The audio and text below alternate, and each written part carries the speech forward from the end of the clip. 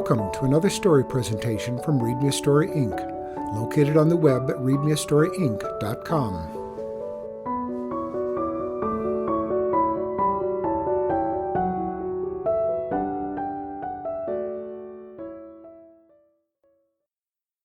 The Cave of Snores, a Middle Eastern Tale, by Dennis Haseley.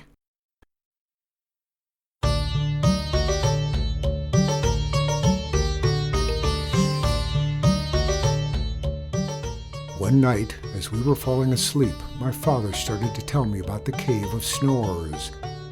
"I found it once," he said. "It was a hole like an open mouth." He stretched and yawned. "I was scared," he whispered, "as scared as my own father had been." But before he could go on with his story, he dropped off to sleep and began to snore. His snores rose like trumpet notes into the night.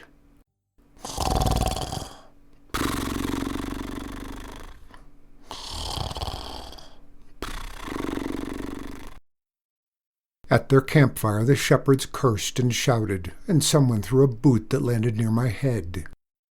Gomal, with his half-closed eyes, said, "Those snores make the sheep crabby, and they keep me awake, so I am crabby too."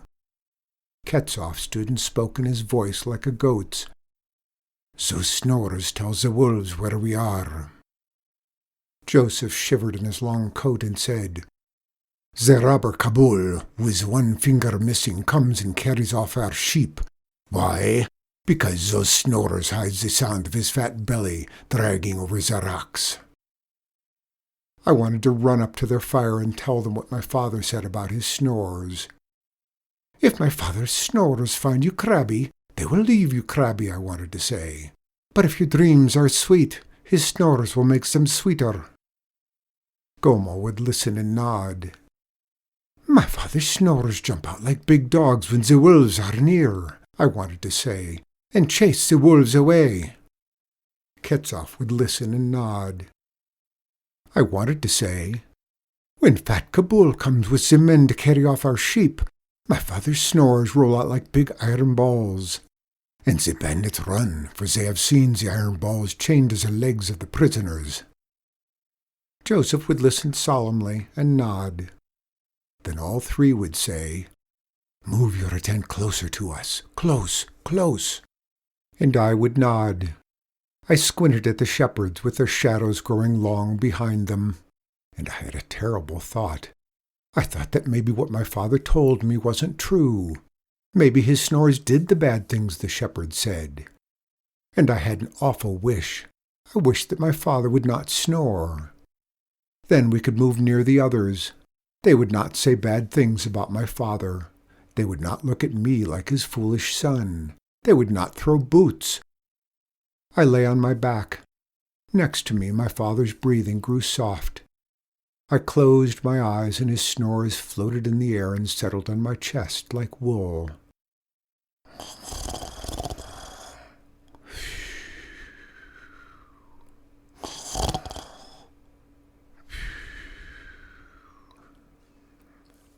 It was still dark when I woke.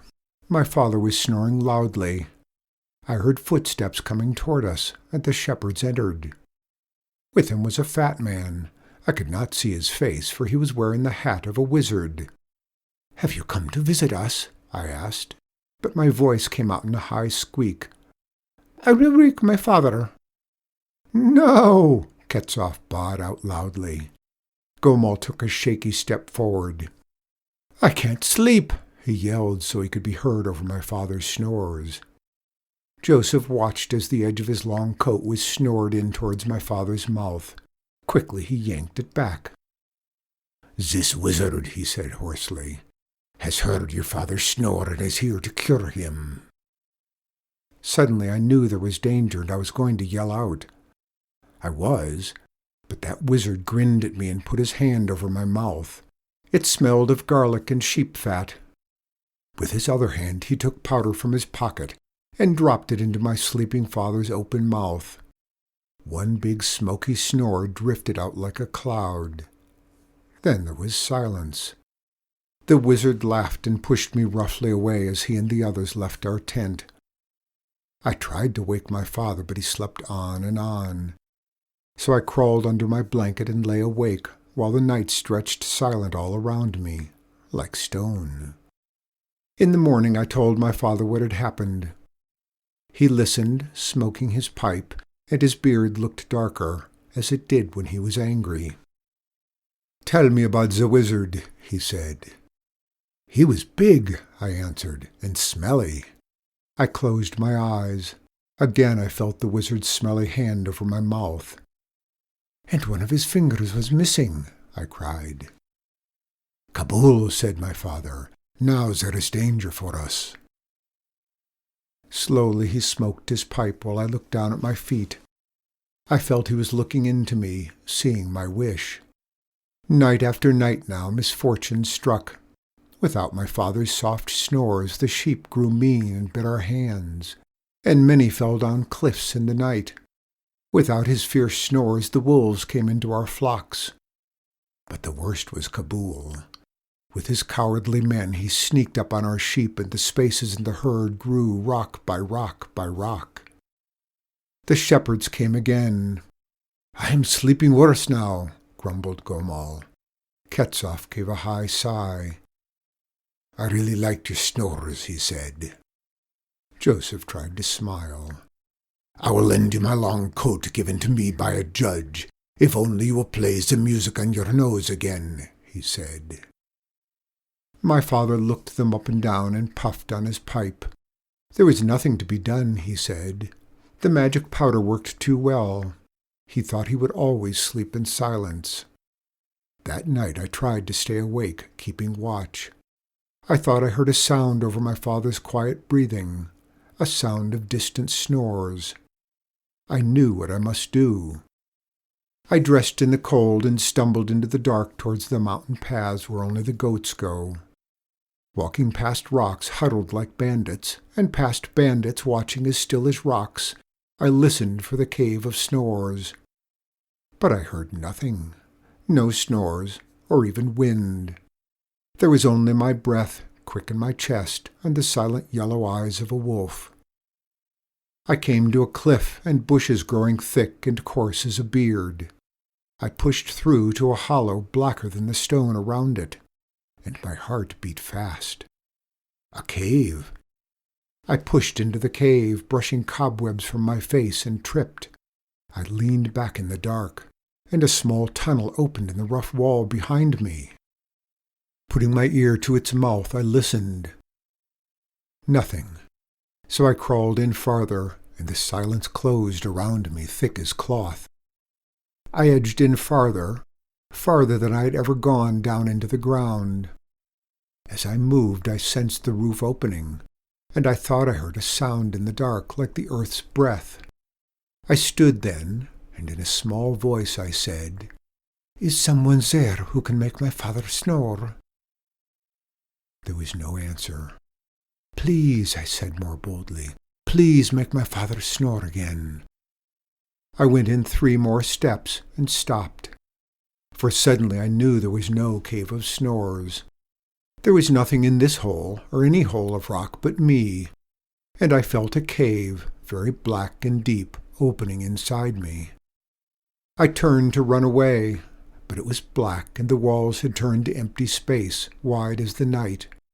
There was only the cold stone beneath my feet.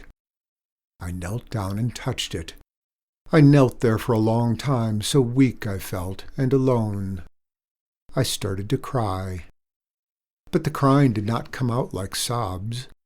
It came out like snores, like the fierce snores of my father.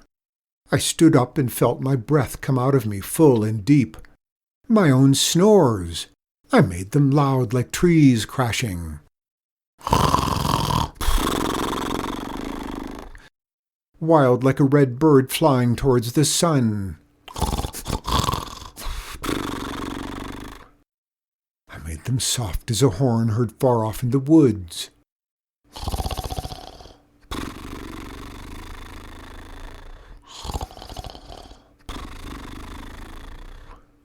They echoed and filled the cave.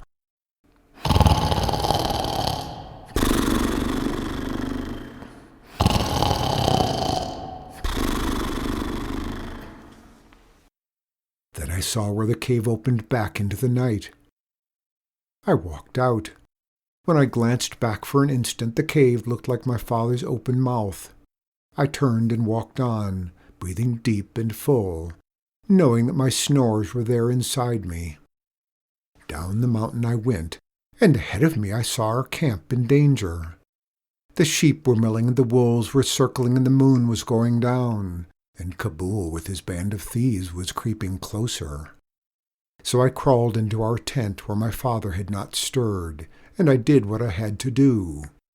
I went to sleep. Ah, such a sound came from me as I slept in that tent.